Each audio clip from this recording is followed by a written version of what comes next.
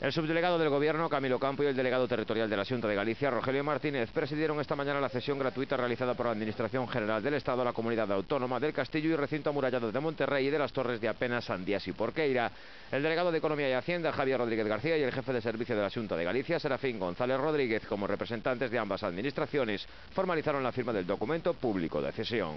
Recuperamos un patrimonio que entendemos que debía estar en maus dos galegos, que debe estar en maus, ademais, dos propios concellos que o teñen ali para poder facer cousas en eles, pero sobre todo para poder conservarlo. Por tanto, hoxe empezamos un camiño donde temos que colaborar entre a administración local e a administración autonómica para ser capaces de manter eses bens que acabamos de recibir da Administración do Estado, para ser capaces de seguirlos mantendo no mellor estado posible, para melloralos, porque tamén é necesario melloralos, e para intentar darlle unha utilización maior da que teñen a nivel cultural.